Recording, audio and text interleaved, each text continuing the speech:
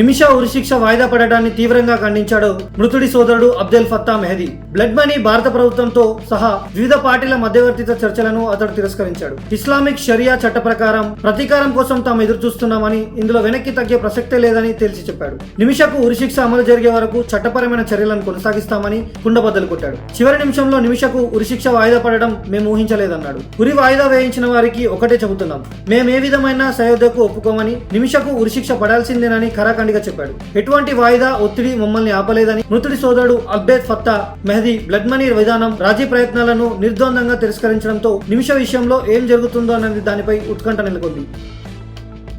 ఢిల్లీలో ముగిసిన తెలుగు ముఖ్యమంత్రుల భేటీ, జల వివాదాలపై కీలక చర్చ. ఢిల్లీలో కేంద్ర జలశక్తి శాఖ మంత్రి గజేంద్ర సింగ్ షెకావత్ తో జరిగిన ముఖ్యమంత్రుల భేటీ ముగిసింది. ఆంధ్రప్రదేశ్ సీఎం నారా చంద్రబాబు నాయుడు, తెలంగాణ సీఎం రేవంత్ రెడ్డి పాల్గొన్న ఈ సమావేశం దాదాపు గంటన్నర పాటు సాగింది. ఈ సందర్భంగా సీఎం రేవంత్ రెడ్డి కేంద్రానికి 13 అంశాలతో కూడిన ఎజెండా అందించినట్లు సమాచారం. ఇందులో పాలమూరు, రంగారెడ్డి లిఫ్ట్ ఇరిగేషన్, డిండి, సమ్మక్క సాగర్, ప్రాణహిత, చేవెళ్ల వంటి తెలంగాణకు ఎంతో కీలకమైన సాగునీటి ప్రాజెక్టులను తక్షణ అనుమతులు ఇవ్వాలని ఆయన కేంద్రాన్ని కోరారు. తెలంగాణ ప్రాజెక్టులపై తమ అభ్యంతరాలను ఏపీ ప్రతినిధులు వ్యక్తం చేసినట్టు తెలుస్తోంది. రెండు రాష్ట్రాల మధ్యన నదీ జలాల పంపకంపై స్పష్టత అవసరమని, తగిన విధంగా నిర్ణయాలు తీసుకోవాలని కేంద్రానికి విజ్ఞప్తి చేశారు. ఈ భేటీలో చర్చించిన అంశాలపై కేంద్రం త్వరలో స్పష్టత ఇచ్చే అవకాశం ఉంది. జూలై 21వ తేదీలోగా ఈ అంశాలపై అధ్యయనం చేయడానికి ఒక కమిటీని కేంద్ర జలశక్తి ఏర్పాటు చేయనుందని సమాచారం. ఈ సమావేశం ద్వారా తెలుగు రాష్ట్రాల మధ్య కొనసాగుతున్న జల వివాదానికి శాశ్వత పరిష్కారం దొరుకుతుందా అనే ఆసక్తి, చర్చ కొనసాగుతుంది.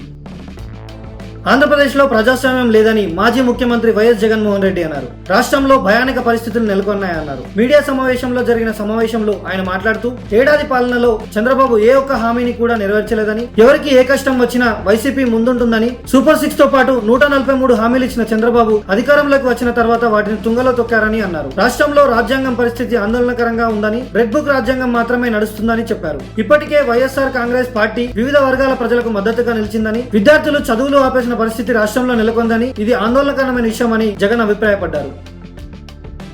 ఫోన్ ట్యాపింగ్ కేసులో కీలక పరిణామం జరిగింది. ఈ కేసులో ఎస్బీఐ మాజీ చీఫ్ ప్రభాకర్ రావును మరోసారి విచారించారు సిట్ అధికారులు. బుధవారం ఉదయం సిట్ అధికారుల ముందు 7వసారి విచారణకు హాజరయ్యారు ప్రభాకర్ రావు. ఈసారి విచారణలో పలు కీలక అంశాలు ప్రస్తావిస్తూ ప్రభాకర్ రావును సిట్ అధికారులు ప్రశ్నించారు. ఇందులో భాగంగా ప్రభాకర్ రావు 3 సెల్ ఫోన్స్ ను వాడినట్లు గుర్తించారు. ఒక సెల్ ఫోన్ స్వాధీనం చేసుకున్నారు. తన వ్యక్తిగతమైన మొబైల్స్ ను సిట్ కు అందజేయాలని గతంలోనే సిట్ ఆదేశాలు ఇస్తూ నోటీసులు ఇచ్చిన విషయం తెలిసిందే. అయితే కేవలం ఒక మొబైల్ ను మాత్రమే సిట్ అధికారులకు ప్రభాకర్ రావు అందజేసినట్టు తెలుస్తోంది. సిట్ కు ఇచ్చిన మొబైల్లో డేటా క్లియర్ చేసి ఇచ్చినట్లు సిట్ గుర్తించింది. మరో 2 మొబైల్స్ అమెరికాలో మర్చిపోయి వచ్చానని అధికారులకు ప్రభాకర్ రావు చెప్పినట్లు సమాచారం. ప్రధాన మంత్రి కిసాన్ సమ్మాన్ నిధి 20వ విడత కోసం దేశంలో కోట్లాది మంది రైతులు ఆసక్తిగా చూస్తున్నారు. అయితే ఇది జూలై 18, 2025 వారి బ్యాంక్ ఖాతాల్లో జమ కానుందని తెలుస్తుంది. కానీ ఈ విషయంపై అధికారిక ప్రకటన రాలేదు. బీహార్ లో రాబోయే అసెంబ్లీ ఎన్నికల నేపథ్యంలో ప్రధానమంత్రి నరేంద్ర మోదీ ఈ వారం బీహార్ పర్యటనకు వెళ్లనున్నారు. జూలై 18న తూర్పు చంపారణ్లో మోతీహారీలో జరిగే భారీ బహిరంగ సభలో ప్రధాని మోదీ 20వ విడతను విడుదల చేసే అవకాశం ఉందని తెలుస్తోంది. ఈ కార్యక్రమంలో దేశవ్యాప్తంగా 9.8 కోట్లకు పైగా రైతుల ఖాతాల్లో 2,000 రూపాయల చొప్పున నేరుగా జమ చేయడానికి ప్రధాని బటన్ నొక్కే అవకాశం ఉందని సమాచారం.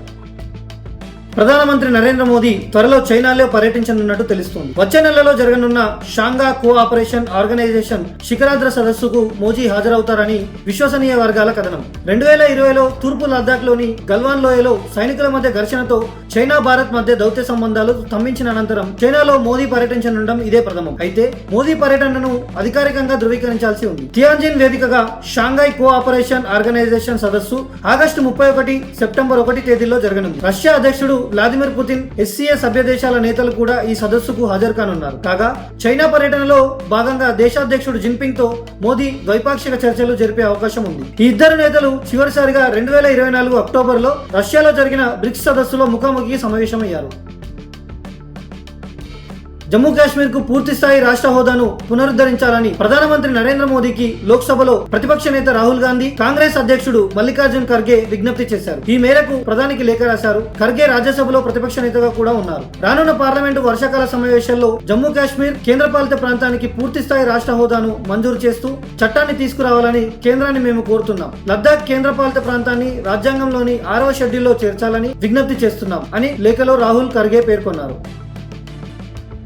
రష్యా ఉక్రెయిన్ యుద్ధాన్ని ఆపేందుకు అమెరికా ఇప్పుడు వాణిజ్యాన్ని ఆయుధంగా మలుచుకుంటోంది. రష్యాతో చమురు, గ్యాస్ వాణిజ్యం కొనసాగిస్తున్న భారత్, చైనా, బ్రెజిల్ దేశాలను లక్ష్యంగా చేసుకుని నాటో సెక్రటరీ జనరల్ మార్క్ రుtte గట్టి హెచ్చరికలు చేశారు. ఈ దేశాలు తమ వాణిజ్యాన్ని ఆపకపోతే 100% టారిఫ్లు విధించే అవకాశం ఉందని అమెరికా సెనేటర్లతో జరిగిన సమావేశంలో స్పష్టంగా తెలిపారు. ఇది అంతర్జాతీయంగా కీలక ప్రభావం చూపించే అంశంగా మారింది. ఈ హెచ్చరికలు అమెరికా అధ్యక్షుడు డొనాల్డ్ ట్రంప్ చేసిన బెదిరింపులకు అనుగుణంగా ఉన్నాయి. 2 రోజుల క్రితమే ట్రంప్ రష్యా మిత్ర దేశాలపై కూడా అదనపు సుంకాలు విధిస్తానని, అలాగే మాస్కోను చర్చలకు ఒత్తిడి చేయడానికి రష్యా ఎగుమతులపై 100% టారిఫ్లు విధిస్తానని కూడా వెల్లడించారు.